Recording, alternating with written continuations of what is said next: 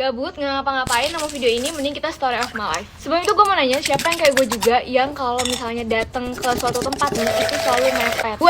Gue karena kecerobohan gue itu, karena sifat gue yang suka datang mepet sama waktu yang udah ditentuin, akhirnya gue ketinggalan pesawat. Ini kejadian waktu kemarin pas gue ke Bali, itu pas pulang dari Bali ke Jakarta. Pas kemarin ke Bali itu, gue pulang duluan bersama 4 teman gue lainnya. Dan yang pulang naik pesawat bareng di hari itu juga tuh, gue berdua doang nih sama salah satu temen gue. Kita beda tujuan, gue kan ke Jakarta, kalau temen gue ke Jogja, dan kita beda jam. Temen gue tuh jam 16.30-an, kalau gue jam 15.30. Itu kita makan dulu, jadi kita beli oleh-oleh, habis itu makan. Tuh udah kelar makan di jam 1 lewat, cuma karena ngobrol kelewatan. Tadinya gue udah mikir kayak 1:30 cabut dari tempat makan buat ke bandara, jadi nggak apa-apa lebih nunggu lama di bandara dibanding gue harus buru-buru.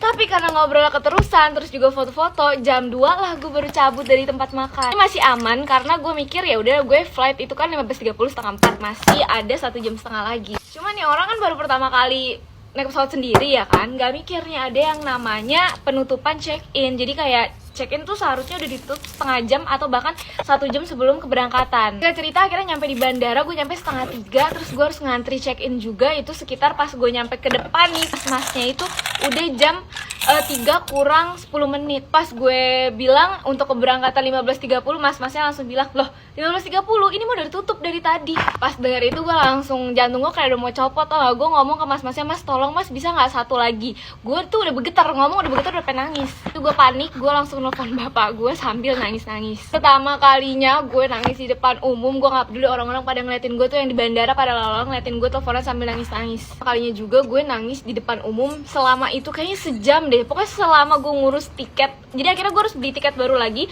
1,1, yang padahal tiket sebelumnya 1,2. Jadi kayak duit gue melayang sia-sia, dan gue bener-bener nangis parah itu. Mungkin karena abis nangis kan lama-lama, akhirnya di pesawat gue beneran tidur, capek nangis mulu. Abis itu gue kapok deh, berangkat mepet-mepet tuh, aduh nggak deh. Dan kalau kalian punya pengalaman yang sama nggak, karena keberangkatan kalian suka mepet jadi membuat kalian rugi?